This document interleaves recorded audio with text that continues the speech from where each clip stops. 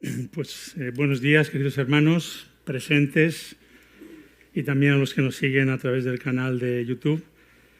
Pues como decía José Antonio, después de un periodo de 2 semanas en los que no hemos podido reunirnos a causa de la pandemia, una vez más, pues de momento retomamos las reuniones presentes y esperemos que esto ya se mantenga, aunque nunca podemos decir nada. Bueno, pues seguimos en la serie La comunión nacida del amor. Esta es el segundo tema. Esta serie que preparó nuestro hermano Santi. Él dio la introducción la semana pasada. El título para hoy es Andad en luz. Andad en luz. Y está basado en la lectura que ha hecho José Antonio, que tenéis ahí expuesto en la diapositiva. Como decía, nuestro hermano Santi ya nos dio la introducción a la serie y a la carta, dándonos una visión del propósito y de este escrito que el apóstol Juan, el joven discípulo amado de Jesús, como así se le conoce, aunque aquí ya es el viejo Juan, porque ya es un hombre mayor, pues escribió a aquellas comunidades cristianas de origen judío,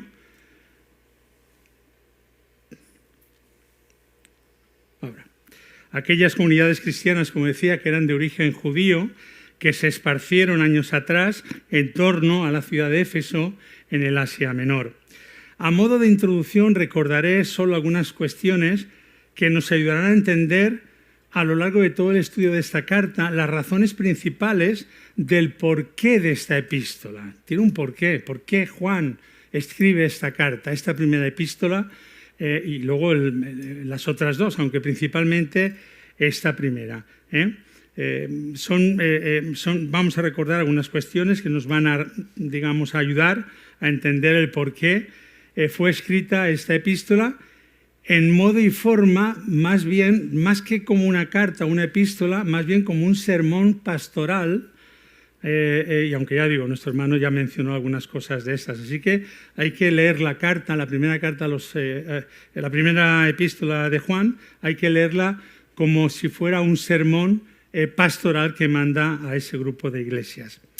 Así que podemos decir y señalar en primer lugar que aquellas iglesias principalmente domésticas, iglesias que se reunían en las casas, tenían ya un cierto arraigo y una cierta estructura, vamos a llamar, jerárquica. Ya se estaban estableciendo ya las formas de gobierno de las iglesias, de los líderes, los ancianos, los pastores, diáconos, maestros y demás líderes, como decía. Y es que la iglesia del Señor crecía y se extendía, llevando a cabo su cometido de anunciar el evangelio de salvación del Mesías. Y todos ellos convivían en la comunión de los hermanos, en la comunión de los santos, y participaban en las oraciones y en el partimiento del pan, y se mantenían fieles a las enseñanzas de los apóstoles. Qué bonito, ¿verdad? Qué situación más agradable, qué placentera. Qué idílico, ¿verdad, hermanos? Pues no siempre era así. Ni siquiera hoy en día es así. Ni siquiera hoy en día las iglesias y las comunidades funcionan tal cual se nos dice, especialmente en Hechos de los Apóstoles, porque la iglesia del Señor, la iglesia en mayúsculas, la iglesia del Señor, en cualquier época de su historia, de estos 2000 años de historia que llevamos, no está en luna de miel. No está en luna de miel. Esto acontecerá, cuando el Señor lo permite y quiera, en las bodas del Cordero, ¿verdad? Pero mientras tanto, la iglesia en este mundo está sufriendo. Esta es la realidad en los 2000 años de historia. La iglesia está sufriendo. De hecho, nunca ha dejado de sufrir, porque al igual que el esposo, en Isaías 53 es llamado el siervo sufriente, ¿verdad? Y sufrió hasta morir en la cruz. Pues así la esposa, que es su iglesia amada, es también una iglesia sufriente. Y sufre, y esto es lo que acontecía en aquel entorno social, religioso, en aquellas iglesias, sufre porque la iglesia está teniendo y tiene serios problemas. Muchos vienen de fuera, la mayoría vienen de fuera, pero también vienen de dentro de la iglesia. ¿Recordáis palabras de Jesús en el Evangelio? Están dentro, pero no son de nosotros. Sufre porque está siendo perseguida y maltratada en aquella época, por el Imperio Romano. Sufre porque está siendo perseguida y maltratada en nuestra época por la intolerancia de fanatismos fundamentalistas de pretendidas religiones.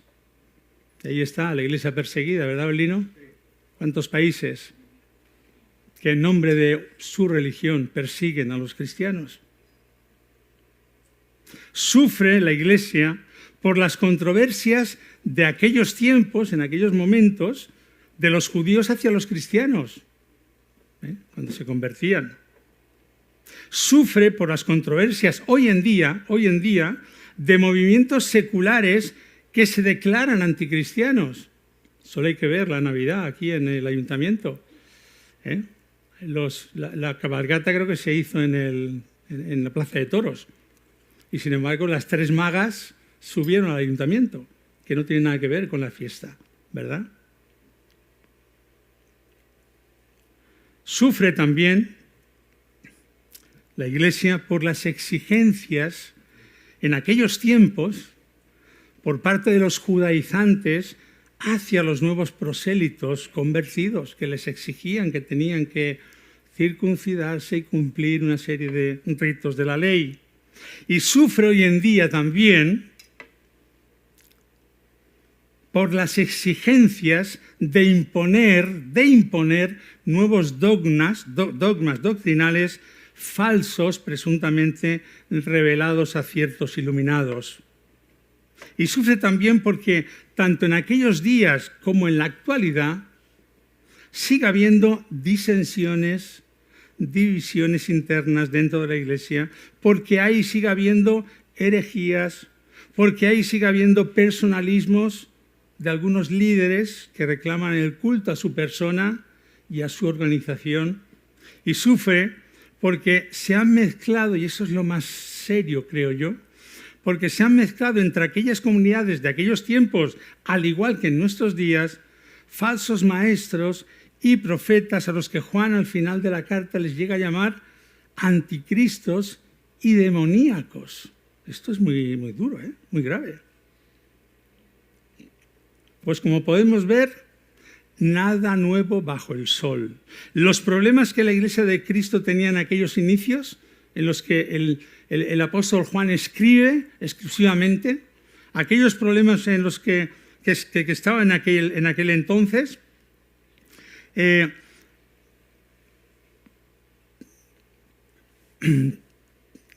digamos al principio de la historia de la Iglesia, pues están también en nuestros días. Son problemas que los tenemos hoy en día también en nuestras iglesias, en nuestros tiempos. Por esa razón, el apóstol Juan, al igual que en casi todas las cartas apostólicas, y esto lo podéis ver, en casi todas las cartas apostólicas se escriben mucha parte de ellos para denunciar precisamente estas situaciones que estaba viviendo la iglesia. Todos estos problemas, y los escriben para prevenirnos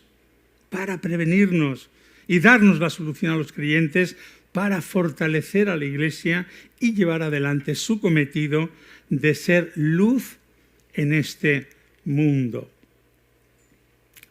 Y la solución, hermanos y hermanas, una vez más, es volver a los fundamentos doctrinales de nuestra fe y afianzarse en ellos. Esta es la solución, no hay otra. Volver a los fundamentos doctrinales de nuestra fe y afianzarse en ellos. Y esta solución, al igual que se proclamó hace 2000 años, a una iglesia incipiente que luchaba por establecerse hasta lo último de la tierra, después de que salieran en el año 70 de Jerusalén, como ya nos explicaba Santi, por aquella persecución, que fueron dispersados, ¿verdad? Pues esta es la misma solución que se aplicó en aquella época, hace 2000 años, pues hoy en día sirve también para afianzarnos y para ayudarnos ante los ataques y agresiones que desde fuera de la Iglesia, pero también desde dentro, tenemos y vamos a seguir padeciendo. Uno de esos más serios problemas, por ejemplo, en aquellos tiempos, al igual que hoy, aunque ahora están revestidos con nuevos nombres más modernos, ahora tienen nombres más modernos, pero es un peligro inminente que está a las puertas de la Iglesia y que se trata de introducir en nuestras iglesias, en nuestras congregaciones. Era y es que diversos movimientos filosóficos, la nueva era, ideológicos, políticos muchos de ellos, culturales, la nueva posmodernidad, sincretistas que aglutinan todas las creencias, gnósticos, como ocurría en aquel entonces, con esas filosofías que mezclaban la religión con la humanidad. Pues todo eso se introducía sigilosamente en las iglesias de aquel entonces, pero también se están introduciendo cada vez más en la cristiandad, en el mundo, en la actualidad donde estamos, atacando la verdad del Evangelio, atacando la base doctrinal y la ética cristiana, llegando a mimetizarse, a confundirse con nuestros valores. Y a lo bueno decimos que era malo, y a lo malo a veces decimos que ahora es bueno. Lo que antes era malo, ahora es bueno. Y había cosas que antes eran buenas, ahora son malas.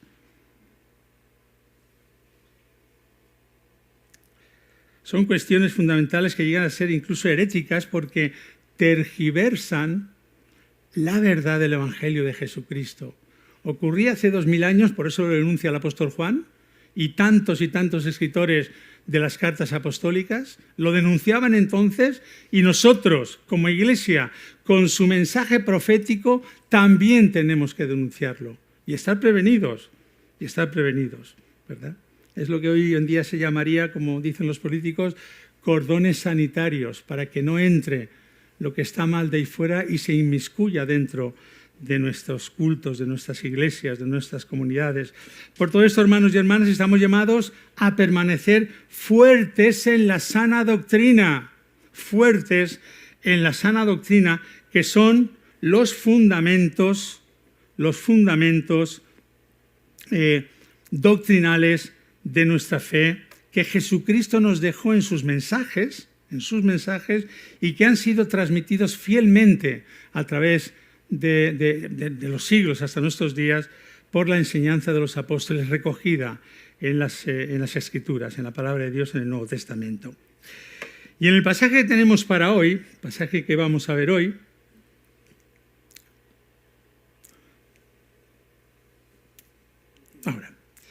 y en el pasaje, como decía, que tenemos para hoy, lo hace haciendo un paralelismo antagónico, o sea, diferente uno del otro y que no pueden estar juntos. Un paralelismo de andar en la luz o andar en las tinieblas. Así de simple y así de claro. ¿Esto lo entendemos todos? Andar en la luz o andar en las tinieblas. O entrar en la habitación con la luz apagada y darse un golpe en el dedo pequeño del meñique del pie izquierdo, como me he dado yo muchas veces, o encendemos la luz y pasamos bien. Son dos estados, dos situaciones, andar en la luz y andar en las tinieblas, que no se pueden dar al mismo tiempo. No puede haber luz y oscuridad al mismo tiempo. La luz tira por tierra la oscuridad. Y sin embargo la oscuridad no puede con la luz. ¿Qué cosas, La oscuridad no puede con la luz. Donde hay oscuridad pones la linterna y se hizo la luz, ¿verdad? Se hizo la luz. Dos estados, dos situaciones que no se pueden dar al mismo tiempo. O permanecemos en la luz, o haciendo un símil de la Guerra de las Galaxias, o nos pasamos al lado oscuro. ¿Esto quién lo decía? Darth Vader ¿no? El de la máscara. O permanecemos en la luz o nos pasamos al lado oscuro, donde las influencias permisivas del mundo harán tambalearnos y caer. Así que, hermanos, hay un llamado reiterativo por parte del apóstol a permanecer firmes y constantes en la luz, para estar alejados de la oscuridad de las tinieblas, para no caer en errores doctrinales y en conductas pecaminosas. El apóstol Pablo en Efesios lo dice bien claro. Dice, para que ya no seamos, andar en la luz, para que ya no seamos niños fluctuantes, llevados por doquiera de todo viento de doctrina, por estratagema de hombres que para engañar emplean con astucia las artimañas del error. La luz está muy presente en Efesios, muy presente en Efesios. Es más, después también Pablo, en Efesios, un capítulo después, dice, nadie os engañe con palabras vanas, porque por estas cosas viene la ira de Dios sobre los hijos de desobediencia. No seáis, pues, partícipes de ellos. No seáis partícipes de ellos. Así que lo que nos propone el apóstol Juan para andar con paso firme es andar en la luz.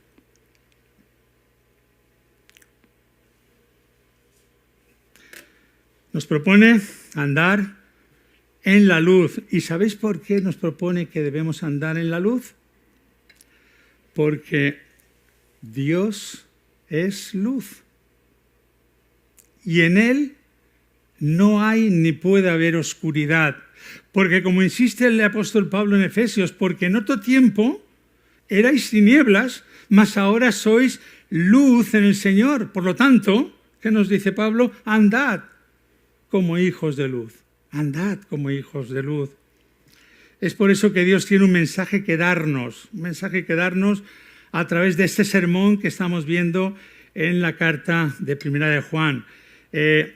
Un mensaje detrás de otro. Al final he sacado 4 mensajes principales. Dios tiene un mensaje que darnos, un mensaje que no se puede ocultar, y que deja muy claro en el versículo 5 el apóstol. Dice, este es el mensaje que hemos oído de él y os anunciamos. Repite las palabras que en los primeros 4 versículos que Santi nos comentaba. Lo que hemos oído, lo que hemos visto, lo que he oído, eso es lo que os quiero transmitir. Y este es el mensaje que hemos oído de él y os anunciamos, que Dios es luz, Dios es luz, Dios es luz y no hay ningunas tinieblas en él. Este es el primer mensaje, la rotunda afirmación de que Dios es luz y por lo tanto no hay tinieblas en él. Lo que nos da a entender es que Dios es la verdadera sabiduría. En Dios está la verdadera sabiduría, no la de los gnósticos y las filosofías que estaban en aquellos momentos. Dios es la verdad y en él está toda la dirección y la esperanza para nuestras vidas. No la que nos digan esos libros de filosofía o esas ideologías, esas culturas del mundo, que algunas son muy bonitas y están muy bien, pero que chocan frontalmente con la doctrina que nos trajeron los apóstoles de parte del Señor Jesús. No podemos buscar estas cosas, la sabiduría, la esperanza, la vida, fuera de la sabiduría propia de Dios, porque si lo hacemos, vivimos en la oscuridad de las tinieblas. Dios es luz porque quiere ser visto y conocido por todos, por eso es luz. Los faros tienen la luz para ser vistos, para alumbrar los barcos para guiarse hacia la costa. Dios es luz porque quiere tener una relación transparente y visible con todos nosotros. Por eso es luz. No se esconde, es tal cual es. Dios es luz porque quiere que nosotros, su iglesia, seamos también luz en este mundo. Vosotros sois la luz del mundo. Más claro, agua. Vamos. No hay que saber mucha teología, ¿verdad?, para entender estas cosas. Él es luz porque quiere mostrarnos el camino.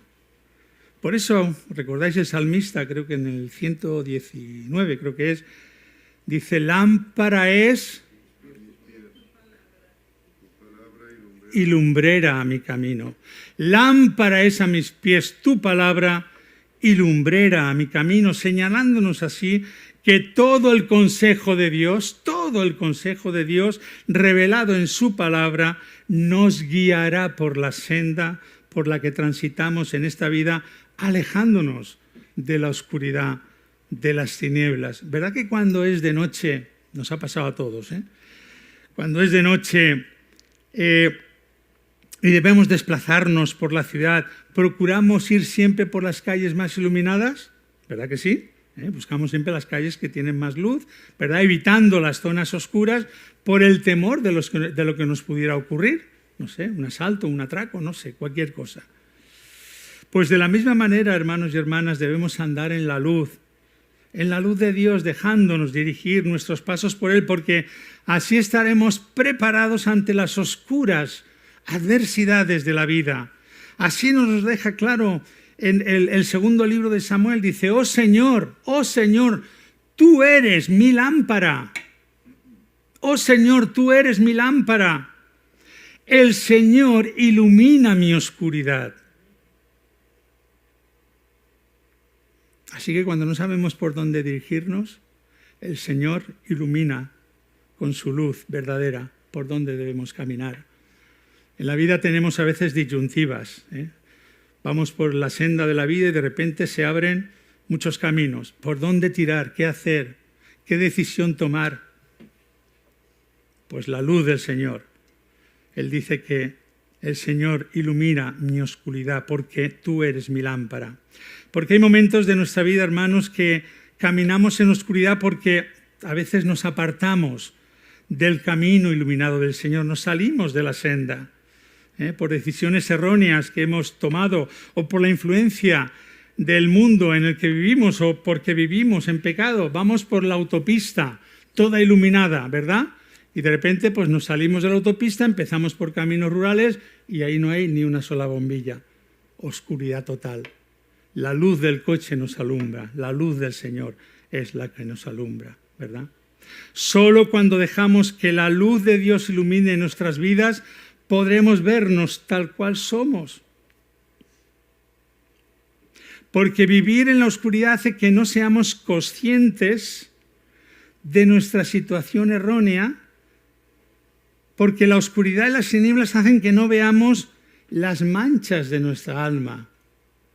Voy a poneros una ilustración personal. Cuando yo era pequeño, yo una vez fui pequeño, tendría, no sé, 10, 12 años más o menos, pues en aquella época la diversión que había prácticamente pues era ir al cine. Y mi madre los sábados nos cogía a los 5 hermanos, todos chicos, nos ponía de punta en blanco y nos llevaba al cine Savoy, que ya no existe, a ver 3 películas seguidas, 3, entonces era un cine de reestreno y era sesión continua, 3 películas seguidas, ¿verdad? Una de romanos, otra de vaqueros y otra de chinos, siempre, no fallaba. Y cuando salíamos del cine salíamos pues peleando a Kung Fu, los 5 hermanos peleándonos ahí a karate y a Kung Fu. Bueno, pues como entrábamos a las 4 de la tarde y salíamos casi a las 10 de la noche, pues mi madre pues era casi como si nos fuéramos de acampada. Llevaba el bolso lleno de bocadillos de la merienda, bocadillos de la cena, el saco de pipas, que entonces se podían comer pipas en el cine, echarlas al suelo, los cacahuetes, la gaseosa, en fin, como para una boda, había de todo. Empezaba la película y entonces, lógicamente, pues los 5 hermanos que comíamos como limas, pues la merienda, mamá, dame la merienda. Y ahí, pues con la luz apagada, comíamos el bocadillo pues de chopet o de mortadela con aceitunas o de mantequilla de colores, que también había en aquella época. Entonces, nada, nos comíamos el bocadillo, acababa la película, se encendía la luz y mi madre nos pasaba revista. Imaginaos, 5 hermanos, comiendo bocatas sin parar, comiendo pipa, bebiendo tal. O sea, las medallas que teníamos en la camisa, ¿verdad? Solo cuando se encendía la luz éramos capaces de ver nuestras manchas. Solo cuando había luz en la oscuridad no éramos capaces de ver nuestras manchas. Pues así es también la luz de Dios, que nos muestra tal cual somos. No podemos engañarlo, Somos tal cual somos ante la luz del Señor. Pero además nos da la oportunidad, una vez que nos damos cuenta cómo somos, cómo estamos, cuál es nuestra situación ante Él, seas no creyente o seas creyente, nos da la oportunidad de ser limpios para Él y llevar una vida que camina en su luz. Efesios 5, mas todas las cosas, cuando son puestas en evidencia por la luz, son hechas manifiestas porque la luz es lo que manifiesta todo. Y levántate de las tinieblas y te alumbrará Cristo, y no participéis en las obras infructuosas de las tinieblas, sino más bien reprendedlas. Una vida que camina en la luz de Dios es una vida más segura, porque sabemos dónde tenemos que poner los pies y los pasos cuando caminamos. Porque decir que Dios es luz es decir que Él ofrece su dirección a los pasos que damos en la vida diaria. Por eso debemos dejarnos guiar por su luz, para andar nosotros en esa misma luz en la que no hay oscuridad ni tinieblas. Debemos andar en su luz para que andemos sin tambalearnos ni dando tumbos por la vida. Y una consecuencia de andar en la luz es que somos conscientes de nuestra condición ante Dios, a que no podemos mentir porque hemos de vivir en la verdad. Hemos de vivir en la verdad. Lo que nos lleva al segundo mensaje de Dios en esta carta de 1 Juan, en el versículo 6, que dice, si decimos que no tenemos pecado, si decimos que tenemos comunión con Él y andamos en tinieblas, mentimos y no practicamos la verdad. Este es el segundo mensaje de Dios, que no podemos andar en tinieblas. No podemos andar en tinieblas porque la nueva naturaleza que hemos recibido del Señor no está diseñada para andar en las tinieblas. Somos luceros ya. Debemos llevar la luz encendida. Así que no solo es conocer la luz de Dios, no solo es conocerla, sino que hay que vivir en la luz, ¿verdad? Vivir en la luz. Porque la prueba de confesar que tenemos comunión con Dios es que andamos en la luz y no en tinieblas. Si decimos que tenemos comunión con Él, es decir, es lo mismo que decir, pues voy a misa los domingos, voy al culto los domingos, cantamos alabanzas, oramos, leemos la Biblia, hacemos buenas obras, damos limosnas, no sé. Y sin embargo, andamos en tinieblas, estamos mintiendo y no practicamos la verdad. Así que no podemos andar en tinieblas porque, como dice el apóstol Pablo en su carta a los Corintios, ¿qué comunión puede tener la luz con las tinieblas? No hay comunión, no hay relación. Es incompatible, es incongruente una cosa con la otra. La luz es vida, la luz es verdad, la luz es el amor de Dios por nosotros, por toda la humanidad, Las tinieblas es la muerte, es la mentira, es el pecado, es el error. No puede haber comunión entre la luz y las tinieblas, no puede haberla. Son dos posiciones totalmente antagónicas. O se está en la luz o se está en las tinieblas. No puedo posicionarme en un punto intermedio. Y esto es una batalla constante, hermanos, en nuestras vidas. Es una lucha que debemos librar, como nos recuerda Pablo en Efesios. Es una lucha que tenemos dentro. No somos perfectos.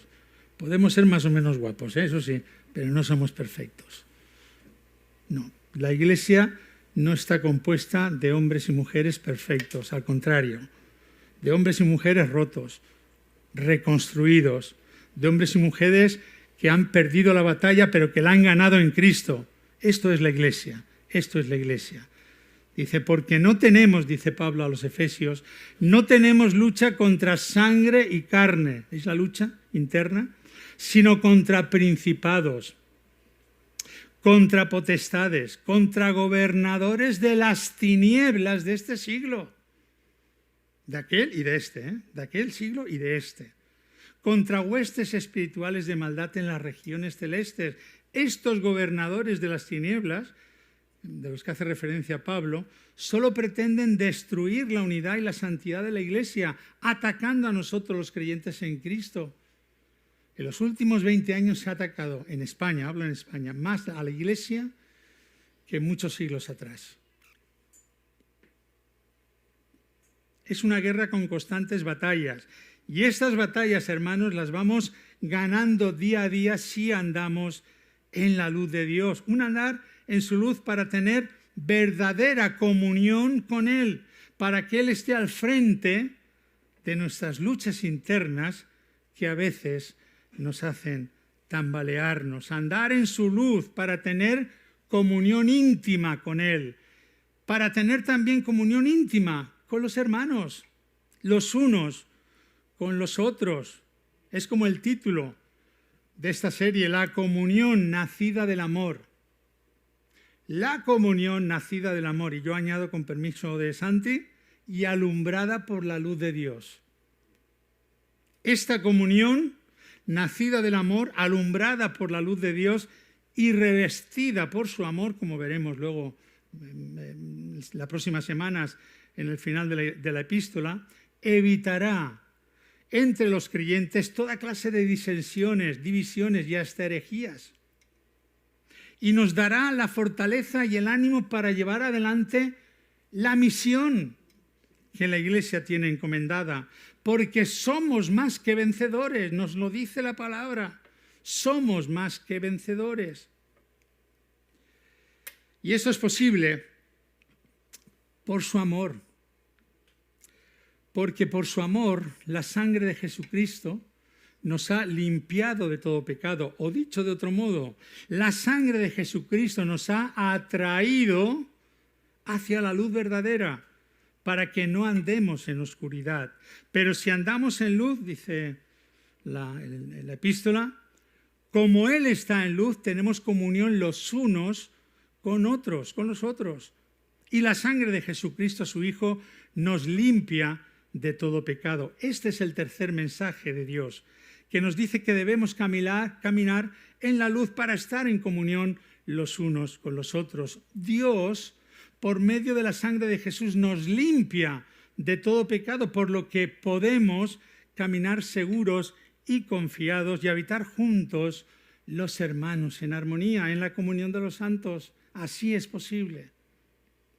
Pero si no andamos en luz es porque estamos andando en tinieblas y por lo tanto estamos en pecado. Porque el hecho de que la sangre de Jesucristo nos limpia de todo pecado no nos exime de seguir siendo pecadores, ¿no? Seguimos siendo pecadores, justificados por la sangre de Cristo, eso sí, pero pecadores con una naturaleza caída que debe ir día a día revistiéndose con el nuevo hombre, desechando la vieja naturaleza caída. Por eso Juan nos dice una vez más, si decimos que no tenemos pecado, nos engañamos a nosotros mismos y la verdad no está en nosotros.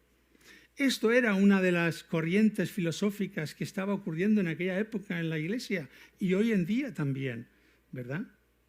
Y lo dice porque era una de esas corrientes filosóficas gnósticas que trataban de introducirse en la Iglesia y decía que se podía pecar a tutiplén, no había problema, se podía pecar. ¿Sabéis por qué? Porque ellos decían que quien pecaba era la carne, el cuerpo. Sin embargo, el alma, porque eran muy espirituales, no pecaba. Entonces no podían ser pecadores. Entonces hacían infructuosa la obra expiatoria de Cristo en la cruz. Decían, no sirve. No va a perdonar pecados si no somos pecadores. Peca el cuerpo, este cuerpo serrano, que luego se queda aquí en la tierra, al polvo, pero el alma no, el alma es pura, ¿verdad? Si decimos que no tenemos pecado, por eso lo escribe Juan, nos engañamos a nosotros mismos y la verdad no está en nosotros. Por eso estamos llamados una y otra vez a confesar nuestros pecados, pecados que quedan al descubierto cuando son alumbrados por la luz de Dios. Así que confesamos nuestros pecados y faltas no para salvar nuestras almas, porque eso ya lo hicimos cuando aceptamos a Cristo en nuestras vidas.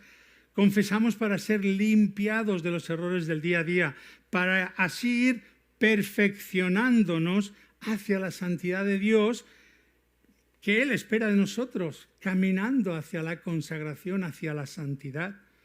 Recordar que somos la esposa del Cordero y la esposa ha de llegar a su boda con el vestido limpio y puro. Por eso necesitamos ir quitando esas manchas. Lo que nos lleva al cuarto y último mensaje de Dios, que dice que todos hemos pecado y que al confesarlos a Dios, Él es justo para perdonarlos. Si confesamos nuestros pecados, Él es fiel y justo para perdonar nuestros pecados y limpiarnos de toda maldad. Dios es fiel a sí mismo. Es su propia naturaleza, ser justo y fiel. Pero siempre, como Él es juez justo supremo, Él tiene que juzgar todas las cosas. Él quiere comportarse, a pesar de que es juez justo y supremo, Él, sin embargo, quiere comportarse como un padre amoroso, que desea perdonar y restaurar a sus hijos. Por eso Dios, sin dejar de ser fiel y justo y verdadero, quiere que vayamos a Él confesando nuestras faltas y pecados para limpiarnos de toda maldad y continuar en la senda de la luz. Y una vez más el apóstol Juan reitera que no podemos negar ante la luz de Dios que no tenemos pecados que debemos confesar a Dios. Y una forma de decir que no tenemos pecados, una de esas formas, ¿no?, que yo no tengo pecados, pues es decir que somos muy buenas personas, ¿verdad? Hablas con mucha gente en la calle, no, si yo soy muy buena persona, si yo no hago mal a nadie, ¿verdad? Si doy limosna a los pobres, qué bueno que soy. Yo no mato, no robo. Es que somos muy religiosos, incluso. Pues no es así, porque no hay justo ni aun uno, dice la Escritura, por cuanto todos pecaron y están de la gloria de Dios. Si decimos que no hemos pecado, le hacemos a Él mentiroso y su palabra no está en nosotros. O lo que es lo mismo, nos estamos mintiendo a nosotros mismos y a los demás. Y además hacemos a Dios mentiroso, porque Él nos dice que todos somos pecadores. Y su palabra, esa palabra que es lámpara a nuestros pies y lumbrera a nuestro camino, no está en nosotros, no andamos en la luz de Dios. Y ya terminando, el viejo apóstol Juan concluye este pasaje con palabras tiernas y cariñosas de un abuelete ya mayor que ya ha vivido mucho. Palabras tiernas, cariñosas, que habría escuchado 1000 veces al estar cerca de su amado Maestro, el Señor Jesús. Hijitos míos, estas cosas que os he escrito son para que no pequéis, para que no erréis, para que no tropecéis. Si alguno hubiera pecado, abogado tenemos para con el Padre, a Jesucristo, el justo. Y termina esta sección de la Escritura que estamos meditando en esta mañana. Termina finalmente dirigiéndose a aquella comunidad de creyentes mareados como un pato en un garaje por las corrientes gnósticas que se estaban estableciendo y se inmiscuían en las iglesias, y dirigiéndose también a aquellos gnósticos que con su filosofía afirmaban que todo lo atribuido a Jesús, todo, es decir, su encarnación, su obra, su muerte, resurrección y su ascensión a los cielos, era tan solo una imaginación, una quimera, una entelequia. algo irreal, por lo que Jesús no pudo ser salvación para nuestros pecados. Esta era la filosofía que se metía en las iglesias. Así que el apóstol Juan se dirige a ellos, este apóstol Juan, aquel que siendo joven anduvo en la compañía del Maestro, el que anunciaba y proclamaba lo que había visto con sus propios ojos y lo que había oído como testigo cercano de Jesús, les contestó rotundamente y les dijo: Él, Jesús, el que vosotros estáis negando, es la propiciación, el sacrificio ofrecido por Dios, el Cordero de Dios que quita nuestros pecados, porque Él es la propiciación por nuestros pecados. Y no solamente por los nuestros, sino también por vosotros, decía los gnósticos, por vosotros también, por todo el mundo. Hermanos y hermanas, andemos en la luz, porque Dios es luz. Este mundo necesita discípulos de Jesús. Discípulos de Jesús que caminen proyectando su luz. Hombres y mujeres de integridad, fortalecidos en los fundamentos doctrinales en los que se asienta nuestra fe. Estamos llamados como iglesia a reflejar la luz de Cristo, porque como nos dice Él en su Evangelio, vosotros sois la luz del mundo. Y Pablo nos dice, porque todos vosotros, todos nosotros, sois hijos de luz e hijos del día. No somos de la noche ni de las tinieblas.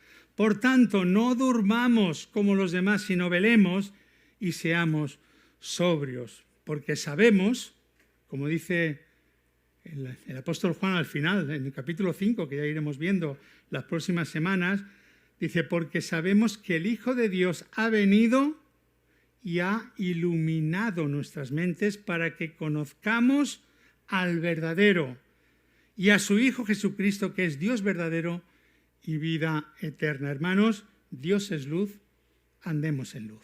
Amén.